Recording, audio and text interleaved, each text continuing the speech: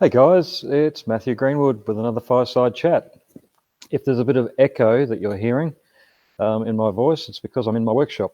So this is where it's being run tonight because of the subject, which is a canoe I'm building.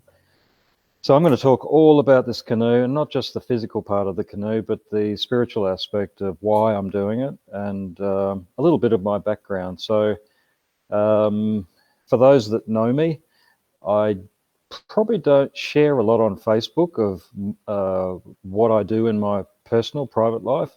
I do a lot of work, spiritual work. This is what I do. This is my life.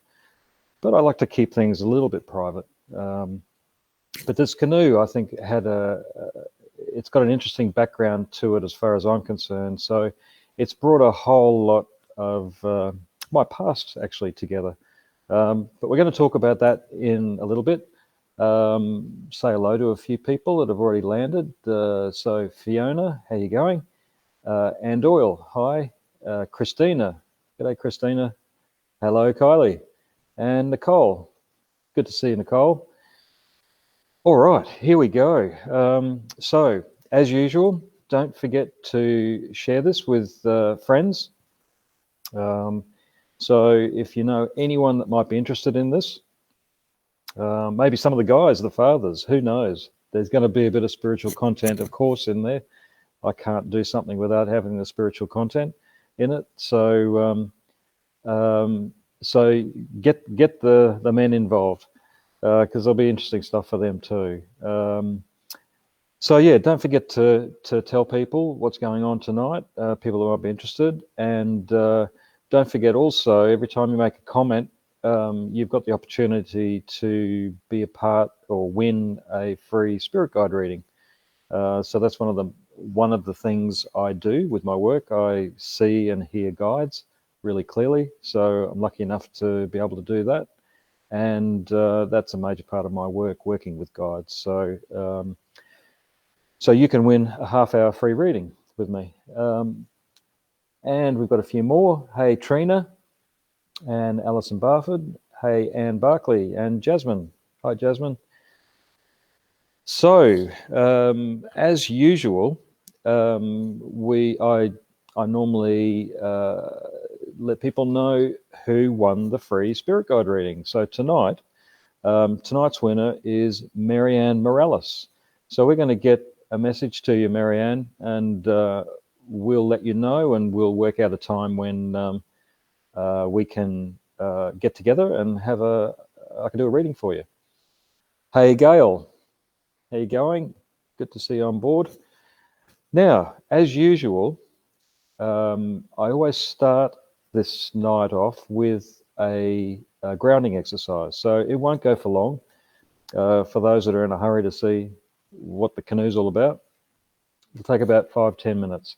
So I'd love you to be a part of that, because this is something that a lot of people don't talk a lot about, is grounding. People are certainly talking more and more about it, but there seems to be sometimes a bit of a disconnection as to how to really get grounded. So I work with energy a lot. It's not hard to do. This is quite an easy process. So if you'd like to get yourselves comfortable, and I'll just say a quick hello to Paul. How you going? And get yourself comfortable, and I'll just take you through a very, very quick, short meditation revolved around grounding. So if you're in your seats, you're feeling good, preferably don't lay down, because it's easy to fall asleep when you get deeply grounded. All right, so nice deep breaths. One of the biggest things to start this grounding exercise off with, as with a lot of spiritual systems of meditation and martial arts, breathing is a very strong part of that. It's not just about breathing in oxygen, it's about breathing in life force. So closing your eyes, taking nice deep full breaths in and out, about 4 seconds in and about 4 seconds out. So in through the nose and out through the mouth.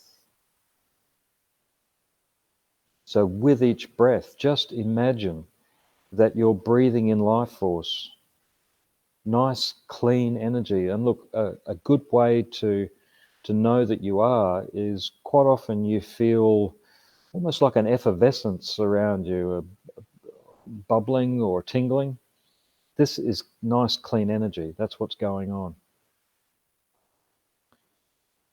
You're not having a heart attack or some terrible physical ailment hitting you in the face. You're actually breathing in energy. And this helps you to have a stronger energy system. Okay. So from here, with the next deep breath in, pulling that life force in, this time with the breath out, I want you to push that life force down through your body, your base chakra in the pelvic area, down through your legs, your feet, and then down into the earth. Hey, you there.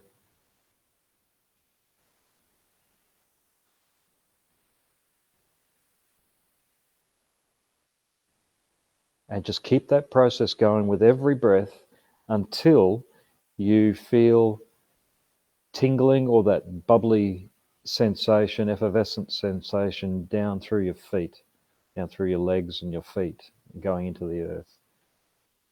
So once you feel that, that means that you're grounded. That means that there's energy flowing down through your base chakra into the earth. But this is only part of being grounded. Our energy system extends right down to the core of the earth. We have a number of chakras, a multitude of chakras that run right down to the core of the earth. The deepest one, which is what we're going to connect with next, is what they call the earth chakra, and it is right at the core of the earth.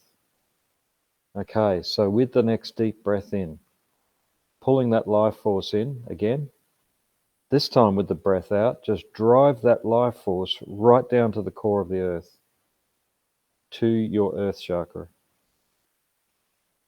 This then helps you to fully engage with the earth's energy system, which is what we need at the moment, or what we need always.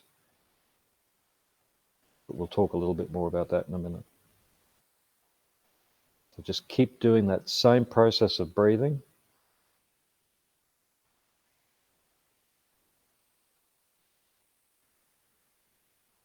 So a recognition of that earth chakra connection is more of an overall feeling of that bubbly feeling or tingling or a peace or a calm.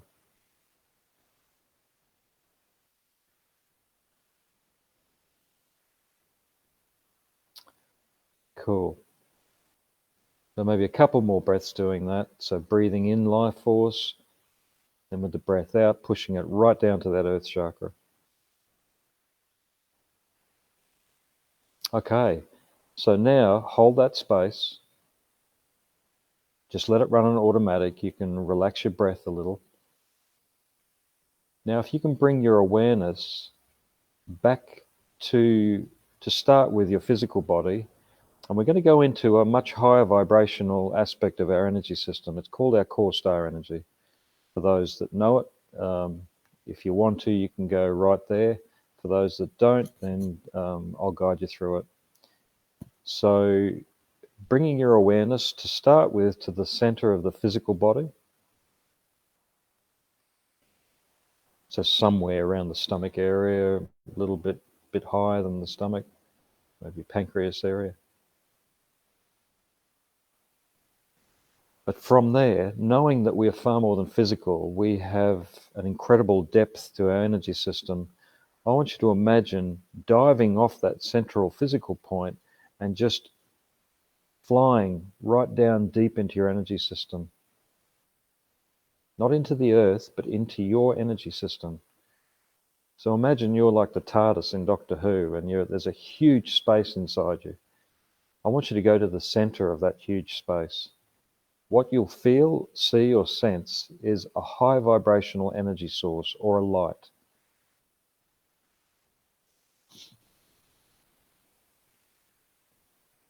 So when you feel that light or see it or sense it, some people get a warmth. Again, some people feel that tingling, but inside them. So once you get that sense of that core star energy, what this is the God force within us. It's the energy of the creator, the universe, God, however you want to call it. It's all the same thing. What I'm going to get you to do, though, is to expand that out from that central point. So just with your intention, begin to expand it out from deep inside, rushing up out through your energy system, not past your physical yet, but imagine miles and miles of energy inside you, and it's pouring up through, expanding at a very rapid rate. And then what I'd like you to do is to fill your physical body with that light.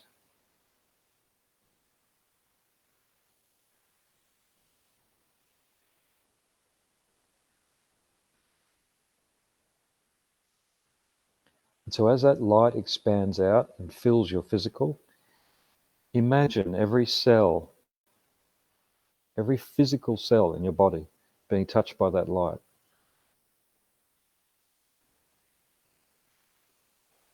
And as it expands, wants to expand even further, let it. So let it expand out to about 3 to 4 meters out in all directions around you.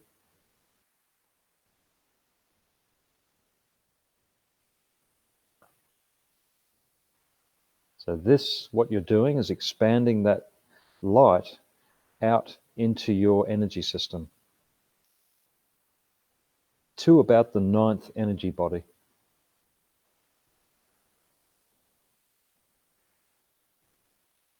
This entails the human aspect of our energy system, but also extending out into our galactic connection. That's another story, but these outer parts of our energy system beyond the 7th energy body relate to our galactic connection and what's going on now with our physical bodies, our mental, emotional, spiritual bodies. Okay, so from there, we're going to go further. So our energy system is limitless. So what I'd like you to do now is imagine expanding that light out and letting it kind of like a time bomb. It starts to get bigger, tighter and tighter in that 3 to 4 meter space around you. And on the count of 3, I want you to just let it explode out in all directions. 1, with a big breath out, blow it out. 2, 3, let it go.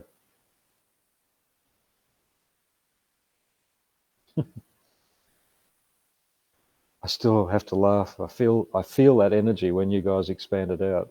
It's great.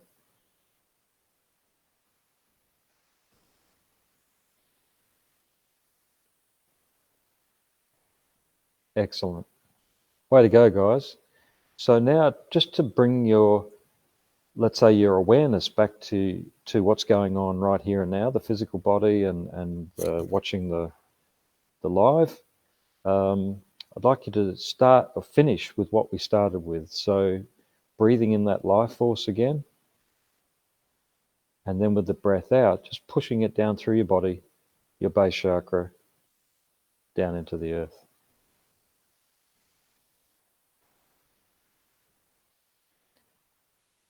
Very cool, guys. So here we are. So Kylie's dropped a little gem in there. Shed's looking tidy. What are you saying? The shed doesn't look tidy sometimes? And I don't believe I said hello to Karen and Holly. Hey, Holly, how you going? All right, so here we are. To start with, I need to give you, not everyone knows my background before spirituality. So I've been doing spiritual work for 32 years now. And hi, Sharon Easley. Hey, Sharon Verdi. And so this background of furniture making is more, it's not just in a factory, it's actually a lot of it's handwork, so fairly expensive, high quality furniture I used to make, one-offs, and I was still doing that up to about 15 years ago. part-time. But the spiritual work, it was a back and forward sort of balancing act of spirituality and woodwork. And then about 15 years ago, I gave it away completely.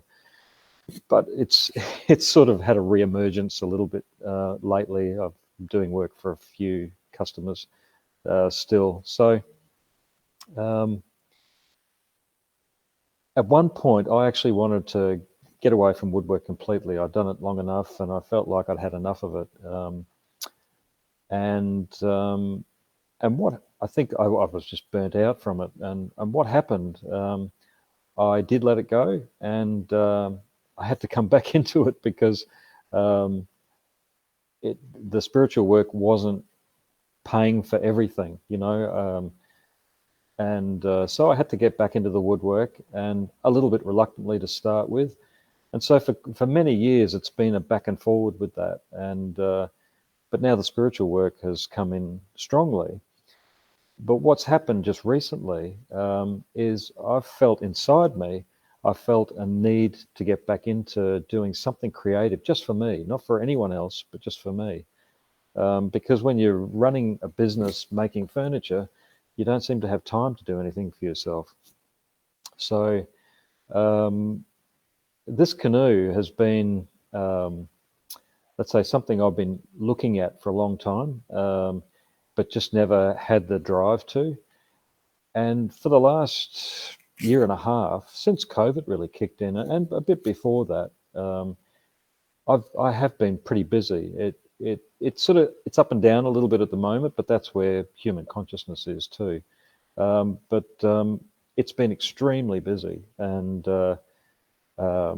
I actually thought I was getting burnt out a little bit from doing spiritual work. But what I did, I started to look at this aspect of my woodwork, and I began to see something that I needed to put some energy just into me, something that was for me, that was creative. Because looking back at the woodwork, with jobs that I really enjoyed doing, I didn't know it back then, but after getting into spirituality, I began to see that a lot of the work I was doing that I really enjoyed, it was as close as meditation as you can get. Because I was enjoying it so much, the day seemed to just fly by, and the day would go really quickly. I might be carving a leg or turning timber on a lathe, doing inlay work, whatever it was. It was really enjoyable, and there was a passion there for it. And so this canoe is a little bit of a coming together of a lot of aspects of me. It's the woodwork, but it's also a little bit around strong interests that I had right from the beginning of getting into spirituality, which was the Native American culture. And I won't get into all of this, but I've lived with the Lakota Indians on and off over the years since 2001. Initially, I spent about 5 months over there on a reservation, and learned a lot and made some wonderful friends. Spent a lot of time just being on the reservation. And not that the Lakota had or have a lot of canoes, because there's not a heap of water around that area. But this style of canoe would have come from probably the Canadian more north, and it's quite a large canoe. So it's 4.8 meters long, and it's, where are we? It's if you can see the strips on those lines on the canoe, I'm going to take you through a little video in a minute, and I'll show you a step by step, and then I'll talk a little bit about what the process was like, and it actually has spiritual content, believe it or not. Just saying hello to a few more people. Fiona, hello, how you going? And Ros Bounty, hey Ros. So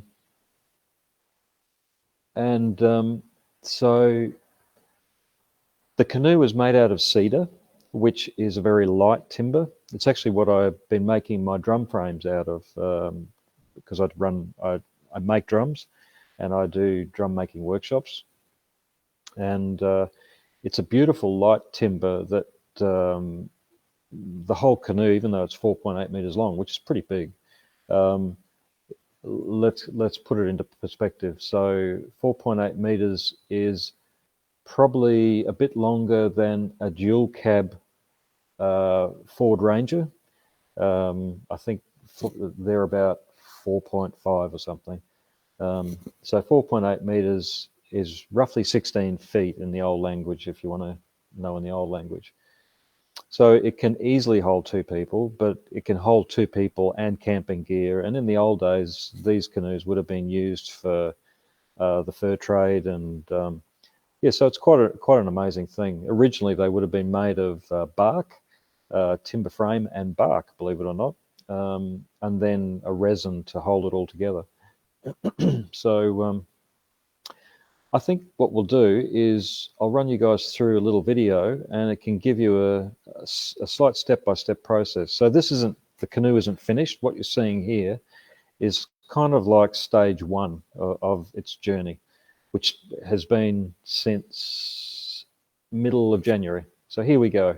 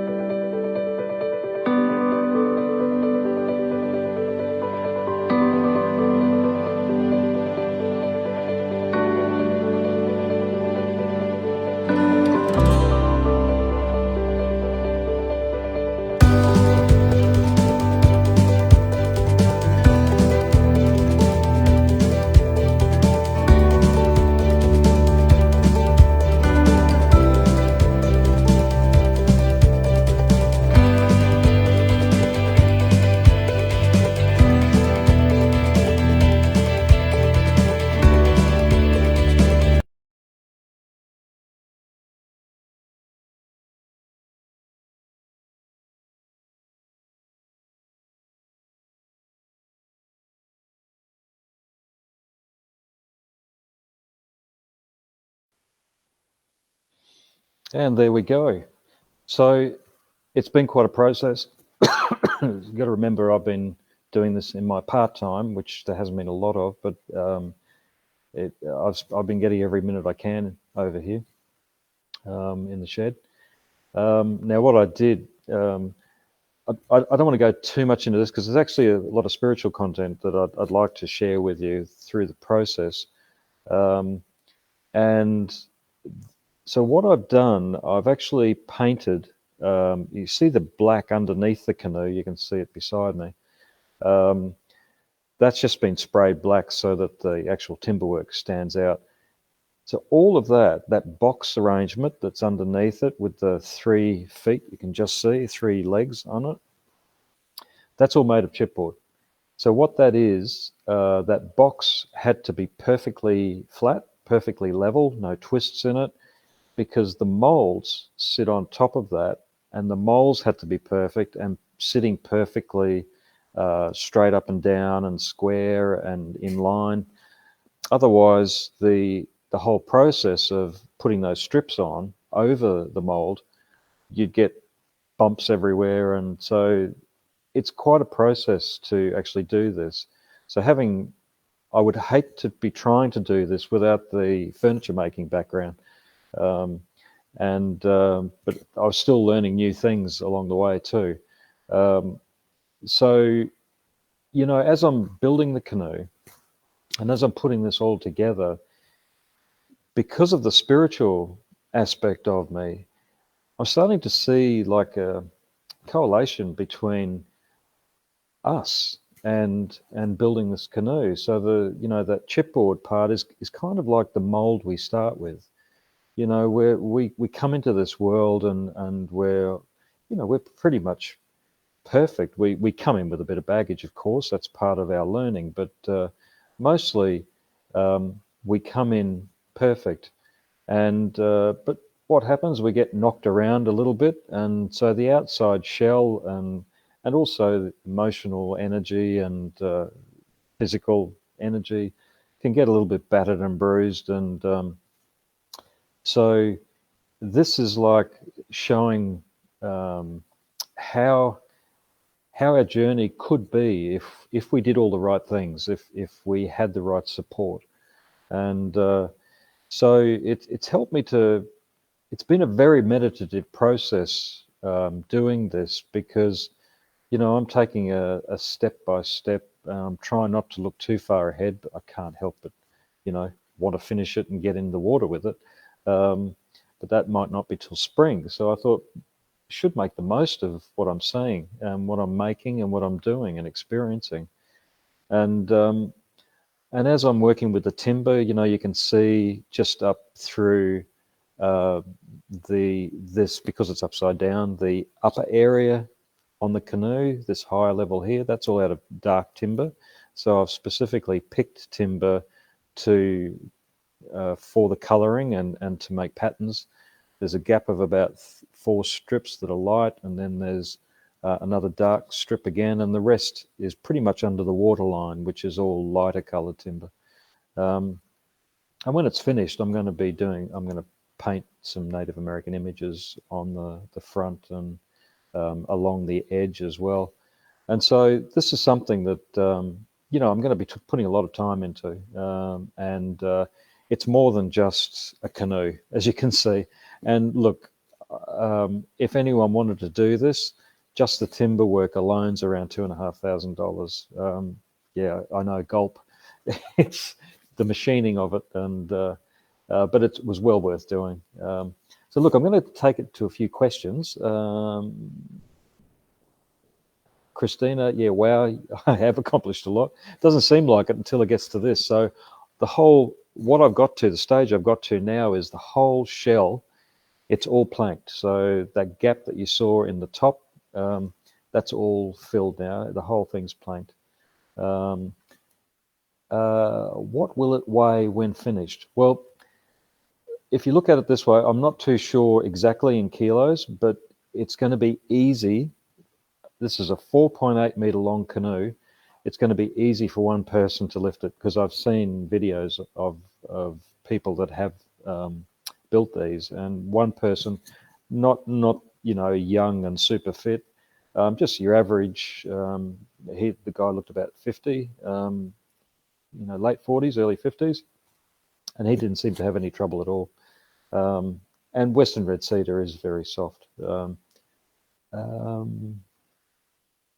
And Trina, very cool to see the process. I can only imagine the number of hours. Yeah, I haven't bothered to tally it up, but yeah, it's pretty extensive. Are you having a launching ceremony? My goodness, yes. It'll be spring, I'd say, for sure. And fortunately, there's a reservoir that's open to kayaks and canoes. It opened probably about a year and a half ago to 2 years, and It's only about 15 minutes from here, so I know exactly where I'm going with it. Fiona, wow, that is beautiful, Matthew. Very talented. Oh, thank you. And I suppose this is where the furniture making background meets spirituality. I love how the two blend, because in the early days when I first started off with spirituality, it's like I was wearing a hat for doing woodwork, and then I was wearing another hat for doing spiritual work, and then I was wearing a hat for just being normal old me. I began to realize that it's too hard wearing three different hats, so I just see the whole package as me now, and really, when you think about it, everything is a spiritual journey. Um, and so, what made you decide to build a canoe? Good question, Adair. Um, it's funny because I'm not a water person. I'm Taurian. I'm very earthy, but I love boats. I've been involved with radio control boats in my early days, scale models. Um, I've been involved. I've made a very, very, very basic canoe when I was about 20. I've made dinghies. I've helped guys fit out small sailing boats. And it's because of the timber work. And so boats have always interested me. And I've obviously had past life experiences on old riggers, and particularly with the Native American culture and going down rivers and rapids in the big canoes. Um,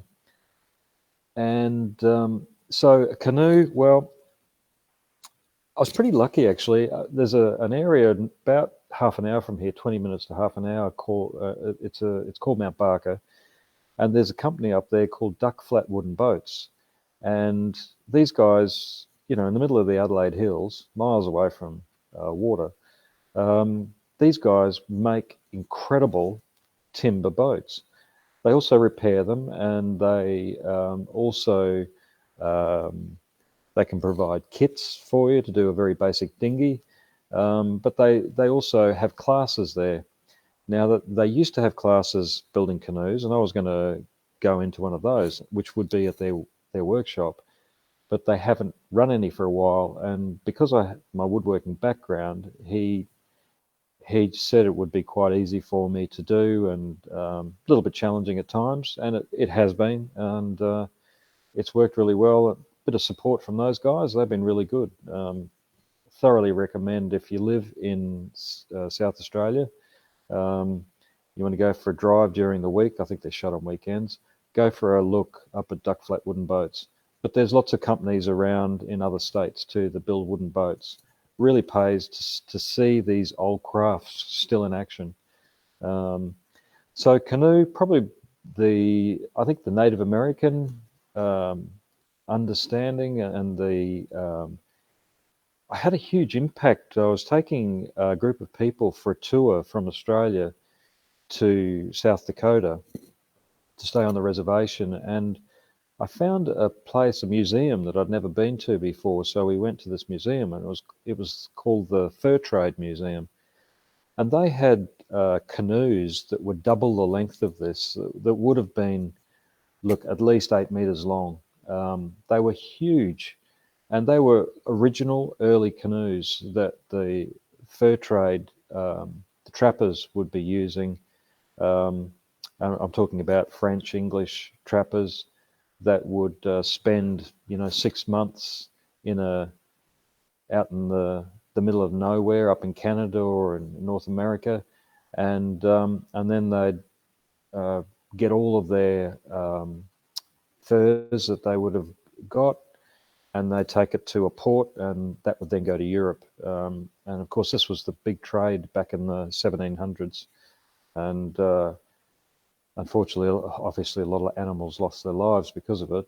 But it was a huge trade, and it's just an interesting journey to see how they lived and how they worked, and it was pretty powerful. So a canoe, I think, for all those reasons, really, and it's made of timber. Pretty cool, I thought.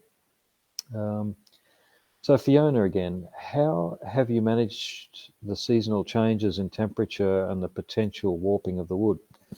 Good question. So at the moment, the whole shell is built on that chipboard frame, which will be, or mold, which will be pulled apart very soon. Because what's going to happen is when I've got that shell all sanded, all the gaps filled and everything, there aren't too many gaps. And when that's all done, it's going to get clear fiberglass over the outside, one layer of the cloth, and then a lot of resin. So it's going to have a fairly hard shell to it. It won't be just raw timber. And then once that's done, we'll take it off the mold, turn it upside down, make a sling for it, and then we'll fiberglass the inside. So that's going to give it a more solid nature. And I then need to do timber work inside it, seats and some waterproof, just cap the ends, have a watertight end compartment in each end to put mobile phones and things like that in. Okay, so that will stop it warping. That'll pretty much seal it completely, so it won't warp up after that. So is it dedicated? Oh, it is a dedicated and involved process from the looks of it. Oh, incredibly. Never having built a canoe before, well, not like this. The previous canoe I did was out of ply, and it was pretty much like 3 pieces of ply. That was the shell on either side.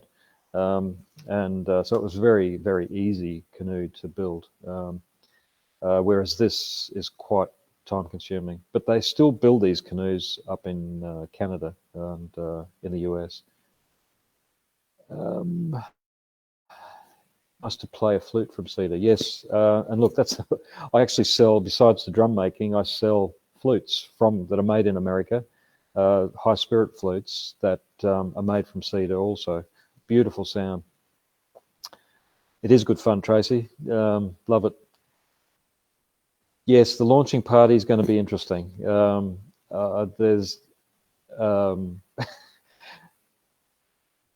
Kylie's wondering if I'm going to say this. I've got a friend, and his partner has always loved the Pocahontas Disney movie and the animated movie, and she said she wants to get into Pocahontas outfit and get up there on the front of the canoe, looking out over the front when it's in the water. So we'll see if that happens. I'm not sure about that one, but it'll be quite funny if we do. So everywhere you go, there you are. Not quite sure what you mean by that, Adair. I have timber. Oh yes, true. Yeah, Adair has. What is it about boats at the moment? Adair's in a houseboat. She's living in a houseboat up in Queensland. That's amazing. Forgot about that. Yes. Awesome, says Karen. And how many does it hold? Well, I reckon we could easily fit 3 or at least 2 adults and a couple of kids.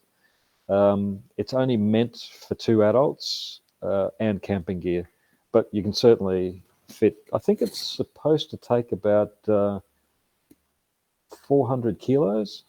Yeah, I'm pretty sure it can take 400 kilos. Because each person's, well, they count on about 100 kilos max a person, and then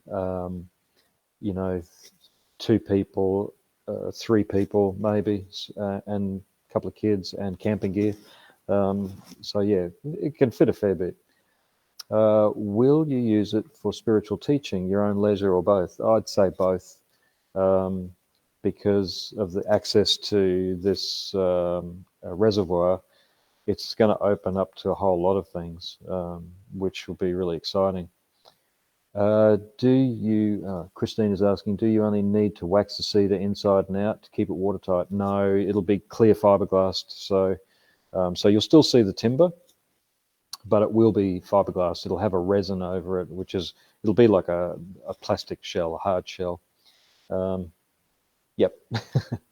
And would there, Fiona's asking, would there be a process of blessing the trees used? In the old days, yes, yeah, and so what I do, just because of what I do these days with the spiritual side of things, quite often when I'm in here doing work on it, I certainly have sage burning. It's a part of the process I do anyway. I love to have it burning, but also it helps to create a clearer space, and helps to um, have a clear head, and that kind of thing. So one of the reasons I wanted to share this, this is getting more into the spiritual side of things now. One of the main reasons was, like I said earlier, it's been a pretty busy time. There's a lot of crazy stuff going on out there. I've talked about this many times on the Fireside chats, and you guys know that already anyway. Um, and, we can put a lot of our time into helping people and to being there for people. But it's like anything, we're human. We need to find balance. If we're going to stay grounded through this whole process of life, I mean, because we're being hit just recently. Let's look at what happened just recently.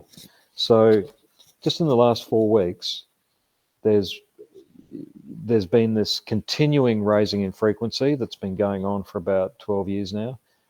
There was a wave of energy that came in with that, which was pushing people's buttons a lot, particularly looking at those deep, dark parts of themselves that they don't want to look at, or maybe don't even not even aware that are there. Kind of your inner demons, I guess, the things that would relate to your inner demons, and I don't mean entities or anything like that. I mean just your baggage, but the aspects of your baggage that I suppose create the most imbalance in your life. The thing that we tend to do is to get very busy, and we leave ourselves to last. What I've found is your creativity is a part of you that can tend to get lost in that process. And what I've found is I need this creativity to ground me. I do my that grounding exercise I did with you at the beginning. That's been a part of my life for many, many years now, because I do that before and after every client. I do it every morning and every night. And whenever I'm running workshops or doing anything like that, when I go out in the forest, I do it then too. So grounding is something that I do a lot of. But what this does, doing something creative, no matter what it is, it could be painting, it could be cooking, it could be just going out, walking in the forest, whatever it is that floats your boat, joke intended. You need to sort of throw yourself into that as being part of your spiritual process, because this is what brings balance to our lives, is our creativity. And I've found this as being an incredibly important part of life that I guess I haven't had enough of lately. So this has been a huge thing for me, and it is very meditative. It's a very calming, relaxing process for me. I love it. It's a challenge at times. It's easy at times, but it keeps my hands active because I've been doing this woodwork all my life. It keeps my mind active, and it's a real heartfelt thing that I'm doing with this canoe. And as, can't remember who said it, but it will end up being used for spiritual purposes. Imagine going for a session in a canoe. Imagine going just gently, um, on floating on a lake, and going through clearing some baggage, you know, that you've been hanging on to for decades. And it's a process that I won't be taking everyone through, but if it's necessary, yes, I'll have it then. And it's one of those things that I'm sure will open up to more. Look, the teepee that I think most of you know that I use, that's been used for kids as well. So I've had, there was one point that I had 34-year-olds, not 34-year-olds, but 34-year-old kids in it with a few teachers. And, you know, the kids were just in awe of this thing. So it'd be great to you know, for the local kindy to maybe bring a few kids into the canoe as well. I suppose there'd be all health and safety things, of course, but you know, it'd be a great process for kids to enjoy and to be a part of. So I've got Fiona here. I drove over the reservoir you mentioned this morning, and it was misty and beautiful. Yes, yeah. I was down there this morning too. I think a bit later, but yeah, it's a beautiful spot, and it's quite extensive. It's more extensive than you think it is. So it is a beautiful spot, and there are other reservoirs through the Adelaide Hills that are opening up too, to be allowed to have kayaks and canoes on. Yeah, so to keep balance, I highly suggest, guys, that you find something creative to do. Don't be scared to try new things. You know, I know I've seen all kinds of things, you know, over the years using wire. I mean, anyone that's driven from Adelaide up through north, up to the York Peninsula, on the right there as you're going, I can't remember the name of the area, but there's all these there's a cockroach, there's all of these insects that are made of steel and the size of a truck. And but someone's gone to a great deal of trouble to create these out of just scraps of steel, and they look amazing. So, you know, again, it's whatever really does it for you, and it's important, I think, to find that sort of thing, because it's something that you can pass down to your family, your kids. Yep, on the way to Port Wakefield. That's it. Thanks, Adair. And you know, being creative gives you a sense of achievement too, and particularly if you've never done it before. You know, there's lots of places you can go to do that, and you know, there's lots of classes out there. There's TAFE. There's all kinds of things, courses you can do, and but I highly suggest that you give it a go. Look, just we've got about 10 minutes to go. I'm just going to do a quick plug of what I've got coming up too. So for those that, I know most of the names up here, but there's a few names I haven't seen for quite a while. So I'm still doing one-on-one work, so readings, connecting with your guides, and but also the main work I do is helping you to release old emotional energy that's stuck in your energy system, that's keeping you suppressed, keeping you wound up and reactive. And we don't have the time for that stuff anymore. So I can help you release that.